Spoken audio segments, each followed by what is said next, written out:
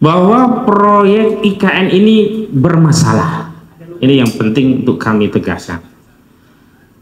Dan proyek IKN ini bermasalah bukan asumsi, bukan opini, bukan framing, tapi hasil kajian lembaga resmi negara dilakukan orang-orang yang profesional di bidangnya untuk mengaudit suatu tema atau pokok permasalahan. Dan terkait proyek IKN ini sudah ada hasil audit ya dari Badan Pemeriksa Keuangan, dan itu dituangkan dalam IHP ya, ikhtisar hasil ya penyelidikan dalam semester 2 tahun 2023. Ini diterbitkan tanggal 28 Maret 2023. Jadi ini ikhtisar paling baru yang dikeluarkan oleh BPK. Memang banyak hal ya yang diteliti, diperiksa oleh BPK. Namun diantaranya pada bab 4, pada bagian hasil pemeriksaan prioritas nasional pengembangan wilayah dan revolusi mental dan pembangunan kebudayaan, subbab hasil pengembangan wilayah, dan ini bisa dibaca. Jadi ini bukan pandangan kami, kami kutip resmi hasil dari BPK di halaman 239. Dokumen ini dokumen publik, bisa di-download oleh siapapun. Dan saya sudah mendownloadnya dan sudah membacanya. Di mana atau bagaimana atau kenapa proyek IKN ini bermasalah? Hasil pemeriksaan BPK dikatakan di dalam ikhtisar hasil penyelidikan itu, poin pertama adalah pembangunan infrastruktur, disebutkan di halaman 239, pembangunan infrastruktur belum sepenuhnya selaras dengan RPJMN, Rencana Pembangunan Jangka Menengah Nasional tahun 2020-2024, Renstra atau Rencana Strategis Kementerian PUPR tahun 2020 dan 2024, dan Rencana Induk IKN bahkan belum selaras dengan Rencana Induk IKN, serta perencanaan pendanaan belum sepenuhnya memadai, antara lain sumber pendanaan alternatif selain APBN berupa KPBU dan swasta murni, BUMN, BUMD belum dapat terlaksana. Sederhananya saya ingin katakan hasil pemeriksaan BPK ini bahwa proyek IKN ini kagak ada cuan, kagak ada duit. Dan dulu Presiden Joko Widodo pernah gembor-gembor ya, pada tanggal 15 Maret 2022 Presiden Jokowi pernah menyatakan ya, sebelumnya ya 6 Mei 2019 Jokowi sampaikan kepada Menkeu bahwa saya sampaikan pada Menkeu bahwa agar tidak membebani APBN akan kita cari skema khusus sehingga ibu kota jadi tapi APBN enggak terbebani. Dulu katanya enggak akan membebani APBN. Dan memang sudah diupayakan ya skema tanpa APBN, yakni dengan sumber pendanaan alternatif selain APBN, seperti KPBU, ini kerjasama pemerintah dengan badan usaha, baik dengan swasta murni ya, BUMN, BUMD. Nah ini ternyata dari audit BPK dikatakan belum terlaksana. Artinya kedatangan sejumlah oligarki ke IKN itu bukan untuk membantu proyek IKN, mereka bisnis sendiri, bangun hotel sendiri, bangun usaha sendiri, rumah sakit sendiri, bukan untuk IKN-nya. Infrastruktur utama IKN tetap gak ada cuan. Dan ini terbukti begitu loh. Ini hasil audit BPK. Jadi kemarin kalau kita dengar kabar Bambang Susantono dan Doni Rahaju mundur sebagai kepala otorita dan wakil kepala otorita, yang sekarang pelaksana tugasnya diambil oleh Menteri PUPR ya Pak Basuki Mulyono dan Wakil Menteri ATR ya Saudara Raja Juli Antoni. Itu bisa kita pahami karena problemnya apa? Ini proyek kagak ada cuan, kagak ada duitnya, sehingga mereka tidak bisa apa-apa. Belum lama kita juga dengar RDP di DPR RI mereka ngeluh belum dibayar, bahkan pekerja-pekerja di proyek IKN juga ngeluh belum dibayar gajinya. Lalu apa konsekuensi pelaksana tugas kepala otorita dan wakilnya diambil alih langsung oleh Menteri PUPR dan juga Raja Juli Antoni ini ya, dari wakil Menteri ATR ya, wakilnya AHY ini. Itu artinya nanti IKN akan sepenuhnya dibebankan kepada APBN, kepada negara. Walau sebelumnya Jokowi sudah menyatakan akan diambil 20% dari APBN setelah sebelumnya mengatakan tidak akan membebani APBN. Ini 15 Maret 2022. Nah, sebelumnya juga ini untuk mengkonfirmasi ya, sebenarnya sampai hari ini tidak ada satupun investasi yang sudah komitmen di proyek ini. Jadi semua yang bicara tentang ada ratusan investasi dari asing itu cuman omon-omon gitu. Setelah diperiksa oleh BPK nggak ada yang konkret gitu loh. Cuman omongan pejabat. Dan terakhir Menteri Bahlil Lahadalia dia berdalih nanti akan kami verifikasi setelah 17 Agustus 2024. Bukan setelah 17, memang sampai hari ini nggak ada itu investornya. Makanya dipaksakan dibebankan kembali kepada APBN. Yang tadinya 20% bisa jadi ke depan akan 100% dibebankan kepada APBN. Dan ini juga terkonfirmasi sebagaimana disampaikan oleh saudara Luhut Binsar Panjaitan. Dia menyampaikan informasi bahwa desain APBN 2024 ini akan dibuat defisit sebesar 600 triliun rupiah, dan di dalam defisit itu diantaranya akan menutupi seluruh proyek-proyek yang akan menjadi janji Prabowo, diantaranya tentang makan siang gratis, termasuk untuk menutupi seluruh kebutuhan proyek strategis, termasuk di dalamnya adalah proyek IKN. Dulu kalau mereka ya mau pindah ibu kota tanpa meminta ya persetujuan kita seluruh rakyat, khususnya juga yang tinggal di DKI Jakarta ini, karena ibu kota itu tidak hanya ansih soal tempat tapi ada sejarah, filosofis dan sebagainya. Tapi kalau hari ini ternyata duitnya bukan seperti yang mereka janjikan, ternyata ngambil lagi dari APBN, maka mereka harusnya minta izin dari kita, dari rakyat. Kalau dulu bolehlah mereka nggak izin karena dalihnya pakai uang swasta. Faktanya hari ini tidak. Sekitar 90 triliun akan digelontorkan ya dari 20%-nya. Dari total 466 triliun biaya proyek pindah ibu kota. Padahal kita sedang butuh untuk banyak masalah, termasuk kemarin masalah pendidikan yang UKT mau naik nggak jadi, masalah kesehatan, dan masalah makan siang gratis itu kan mengkonfirmasi masalah yang basic, yang asasi. Ini masalah kebutuhan basic, yakni masalah pangan. Bagaimana mungkin kita ya mau bicara tentang politik mercusuar, mau dianggap wah di luar negeri punya ibu kota baru, tapi rakyatnya nggak bisa makan, rakyatnya nggak bisa sekolah, rakyatnya kesulitan kalau sakit ya. Ini sekarang saja klaim-klaim BPJS itu masih banyak ya yang bermasalah, layanannya masih banyak dikurangi. Saya dapat informasi dalam salah satu kota di Jawa Barat, BPJS Kesehatan itu mengalami defisit. Jadi klaim lebih besar daripada iuran yang dibayar di satu wilayah Pemda. Makanya sekarang di mana-mana BPJS itu pengetatan, klaimnya susah, dipersulit orang sakit. Harusnya kan uang itu fokus untuk menyehatkan masyarakat dulu, baru bicara tentang ibu kota. Jadi temuan dari Badan Pemeriksa Keuangan ini mengkonfirmasi bahwa memang IKN ini kagak ada duit dan akan dibebankan kepada rakyat. Bagaimana mekanismenya? Pertama, mereka membuat APBN menjadi defisit 600 triliun. 600 triliun ini kan nggak bisa ditarik langsung dari pajak, maka mereka mengambil 600 triliun itu dari pinjaman. Pinjaman ini kan harus dibayar nantinya, baik pokok maupun cicilannya. Maka siapa yang membayar pokok dan cicilannya? APBN lagi. Sumber penerimaan APBN dari mana? 85% dari pajak.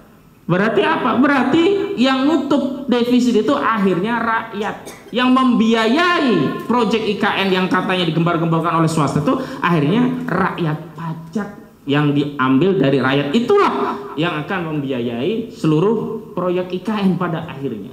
Siapa yang bisa percaya proyek IKN itu tetap akan dibiayai swasta? Sekarang saja faktanya udah 20% diambil dari APBN, dari yang sebelumnya gembar-gembornya tidak akan membebani APBN. Kemudian temuan yang kedua, disebutkan bahwa persiapan membangun infrastruktur belum memadai. Di antaranya persiapan lahan pembangunan infrastruktur IKN masih terkendala mekanisme pelepasan kawasan hutan sebesar 2085,62 hektar dari 36.150 hektar tanah masih dalam penguasaan pihak lain karena belum diterbitkan hak pengelolaannya, HPL-nya ya, serta belum selesainya proses sertifikasi atas 5 area hasil pengadaan tanah ini. Yang kita khawatirkan dan nampaknya sudah mulai terjadi. Proyek IKN ini adalah proyek melegitimasi menggusur tanah rakyat, merampas tanah rakyat dengan dalih proyek strategis nasional. Sudah ada bukti konkretnya. Di mana? Di Rempang. Sudah ada bukti konkretnya. Di mana? Di PIK 2 ya. Di PIK 2 itu sekarang sudah banyak saya yang masuk ke saya ngeluh. Ada yang minta ditangani secara profesional, ada yang mengeluh, ada yang ingin ketemu. Kenapa? Karena tanah-tanah mereka itu kan tanah yang sifatnya partikelir swasta. PIK grupnya Agung Sedayu, si siapa Aguan ini kan, Sugianto Kusumo ini kan dia pengembang swasta. Kalau dia bisnis, maka dia bisnis properti ya harusnya belanja tanah baik-baik, ditawar, kalau cocok harga dilepaskan, kalau enggak ya cari tanah lain. Tapi dengan meminjam ya kekuasaan, dengan menetapkan ya PIK 2 ini ya menjadi proyek strategis nasional, maka tanah itu bisa sepihak ya diambil oleh PIK, kemudian ganti ruginya dititipkan secara konsinyasi, ditaruh di pengadilan, dan di pengadilan nanti masih bertarung lagi itu antara pihak yang berhak, karena di sana ditaruh orang-orang yang seolah menjadi punya hak dalam tanah tadi, dan nanti akan bertarung antara pihak yang berhak dengan mafia tanah di pengadilan. Ini juga yang akan terjadi di ibu kota negara kalau terus-terus atau dilanjutkan. Yang kedua tadi, masih belum diterbitkan HPL pada lahan-lahan 36.150 hektar yang dikuasai oleh pihak swasta. Kita masih ingat dulu yang menguasai, masih ingat Bang Edi Mulyadi dulu waktu kita tolak IKN itu semuanya kan, tolak proyek pindah ibu kota itu kan semua tanahnya kan dikuasai oleh konsesi-konsesi. Ada konsesi pertambangan, konsesi hutan, ada konsesi sawit, yang semuanya rata-rata dikuasai oleh swasta. Ada Sukanto Tanoto, ada Reza Herwindo saat itu, ada kakaknya capres yang saat ini terpilih menjadi presiden, adiknya ya, Hasim Joyo Hadikusumo. Dan saat itu kami masih ingat Hasim tidak menampik, dia memang punya tanah di sana, cuman dia berdalih tidak akan masuk proyek IKN, dia hanya fokus untuk menggarap proyek air ya, air. Dan yang terakhir, kalau kita teliti, gak ada itu mereka yang datang ke IKN itu bangun untuk infrastruktur yang untuk kepentingan negara. Mereka bangun lahan bisnis semua, bangun rumah sakit, bangun hotel. Paling proyek untuk publiknya proyek receh apa? Botanical Garden. Dan itu bukan cuan yang asli dari kantong mereka, itu kewajiban publik melalui CSR yang semestinya memang menjadi kewajiban perusahaan dalam rangka melakukan apa yang disebut dengan corporate social responsibility. Jadi nggak ada cuan-cuan dari swasta yang ke sana, mereka cuma bisnis. Jadi saya bisa simpulkan bahwa proyek IKN itu adalah proyek untuk memindahkan duit dari kantong rakyat ke kantong para pebisnis oligarki melalui APBN dengan dalih proyek strategis nasional. Jahat apa jahat seperti ini? Luar biasa jahatnya ini. Dan kita tahu persis ya, kalau pengadaan lahan ya untuk kepentingan publik itu akhirnya yang berkata adalah apa? Kekuasaan. Makanya kemarin saya tertarik sebenarnya ketika ada perdebatan antara saudara Luhut Binsar Panjaitan dengan Adinrov Caniago ya. Ya, mantan kepala Bappenas. Kenapa? Kalau maunya Luhut seperti perang aja, serang atau mati ya, membunuh atau dibunuh. Kalau Adriano tidak, ya ini memang tidak boleh demikian. Harus benar-benar kalau ada pembebasan lahan atas keridoan pemilik lahan, bukan asal digusur, digaris, silahkan ambil tanahnya di pengadilan, uangnya juga nggak seberapa. Belum lagi di sana juga harus bertarung dengan pihak-pihak yang berhak yang sudah ditanam oleh mafia tanah, sehingga kadang-kadang proyeknya sudah selesai, orang ini belum ngambil uang ganti ruginya. Dan saya ngalami sendiri di Prabu Mule, di kota Prabu Mule, 8 orang saya tangani. Sudah 4 tahun tanahnya udah jadi jalan tol, dia tidak bisa ngambil uang ganti rugi karena direcoki oleh mafia tanah, seolah-olah di sana masih ada yang berhak lainnya. Kemudian yang ketiga, pelaksanaan manajemen rantai pasok dan peralatan konstruksi untuk membangun infrastruktur IKN tahap 1 belum optimal. Di antaranya, ini menarik nih, kurangnya pasokan material dan peralatan konstruksi untuk membangun IKN, harga pasar batuan, material batu split dan sewa kapal tongkang tidak sepenuhnya terkendali. Pelabuhan bongkar muat untuk melayani pembangunan IKN belum dipersiapkan secara menyeluruh, dan kurangnya pasokan air untuk pengolahan beton. Ini loh, air untuk ngolah beton aja sampai kekurangan, apalagi nanti untuk kehidupan IKN yang di sana banyak manusia. Maka wajar kalau kita ya punya pandangan ini hanya untuk menguntungkan oligarki. Kenapa perusahaannya Hasim Joyo Hadikusumo ngelola air di sana? Berarti dia nanti bisa jadi akan mendapatkan tender pengelolaan air, dan mereka yang dapat cuan. Lagi-lagi APBN rakyat yang suruh membayar. Dan sudah ditunjuk menurut informasi yang beredar. Sekarang harga, ini harga ya, kalau di dalam korupsi tipikor itu salah satu unsur yang menyebabkan tindak pidana korupsi itu adanya HPS yang kemahalan, harga perkiraan sendiri yang kemahalan. Nah di sini nggak jelas harga material, bisa saja ya sekibik itu batu cuma sekian rupiah, dia lipat gandakan dengan dalih ini enak, dibayar saja. Nah ini akan rawan menjadi ajang korupsi proyek-proyek seperti ini. Di Jakarta saja yang banyak kontrol bisa korupsi, apalagi ini di Kalimantan yang jauh dari kontrol media, jauh dari kontrol Jakarta. Nggak ada di sana ormas-ormas yang pasang bendera. Nanti kalau cabut bendera harus ada untuk ngangkat cabut bendera. Nggak ada yang kontrol semuanya. Semua dikontrol oleh mereka yang terlibat dalam IKN tadi gitu. Terus harga, berapapun harga karena nggak ada material lain akhirnya dimakan juga itu. Jadi harga-harganya akhirnya harga yang benar-benar digelembungkan. Dan ini hasil daripada pemeriksaan BPK, bukan omong-omong kita. Kemudian yang keempat, Kementerian PUPR belum sepenuhnya memiliki rancangan serah terima aset. Ini kan ngeri gitu loh. Mau bangun proyek yang namanya IKN kok belum ada rancangan serah terima aset. Bagaimana nanti kalau yang bangun swasta, properti itu setelah jadi dimiliki oleh swasta, mereka yang mengelola. Akhirnya kita cuma dapat kewajiban untuk bayar proyek tadi gitu loh. Mereka yang dapat propertinya. Ini kan hal yang asasi sebenarnya. Kenapa kok belum gitu loh? Karena itu kita punya kesimpulan bahwa memang benar kalau kita batalkan akan ada mudarat. Setidak-tidaknya progres pekerjaan konstruksi di sana itu akan terbengkalai.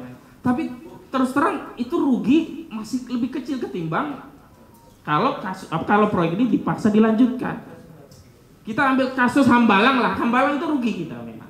Tapi itu jauh lebih untung ketimbang kalau Hambalang itu dilanjutkan karena korupsinya makin besar. Tapi dalam kasus IKN ini jauh lebih besar lagi, baik dari sisi korupsinya, sisi pelanggaran hukumnya, sisi penzolimannya terhadap rakyat, aspek lingkungannya, aspek macam-macam begitu loh. Jadi sebenarnya ini tidak visible, tidak layak proyek ini. Tapi tadi karena ada pesanan oligarki dan kita semua ini jadi miris ya. Negara yang harusnya menjadi pelayan rakyat sekarang negara menjadi pelayan oligarki. Negara yang menciptakan demand untuk oligarki, oligarki kemudian menciptakan supply baik barang dan jasa, kemudian kita rakyat disuruh jadi customer, belanja layanan publik dengan harga, padahal mereka membangun layanan publik dengan pajak kita juga. Kurang ajar atau kurang ajar ini? Kurang ajar. Luar biasa. Kalau swasta bangun dari duit dia, kita bayar layanan swasta, wajar karena dia bangun dengan duit swasta. Ini dibangun dari pajak kita, kemudian layanan itu dipakai kita suruh bayar lagi. Ini yang disebut dengan negara sudah berada dalam kendali kapitalisme, dan ini yang berbahaya. Jadi masalah negara ini ada di sana begitu. Baik. Kemudian yang terakhir kami ingin tegaskan bahwa dalam proyek IKN ini, kenapa kami sampaikan lebih baik dibatalkan? Karena mudorotnya jauh lebih besar ketimbang akan dilanjutkan. Dan nanti tentu ada rekomendasi tentang mekanisme pembatalannya. Nanti Bang Egy Sujana akan menjelaskan lebih lanjut. Tapi paling tidak itu pengantar yang bisa membuka cakrawala kita bahwa apa yang kita sampaikan dalam deklarasi malam hari ini yang menuntut pembatalan IKN itu bukan deklarasi yang sifatnya hanya omon-omon. Ada data, ada fakta, dan silahkan kalau mau berdebat. Dan kami bukan hanya mau berdebat, kami ingin segera ini dibatalkan. Kenapa? Kami juga tidak mau berdebat jalan terus, kami proyek jalan terus. Akhirnya mereka yang makan cuan dari kita.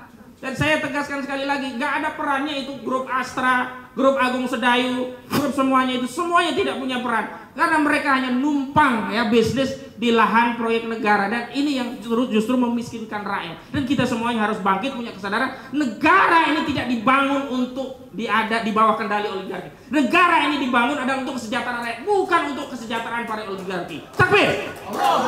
Baik, selanjutnya Bang Egy Sujana kami persilahkan karena ada mekanismenya bagaimana pembatalan dan pandangan hukumnya bagaimana. Silakan.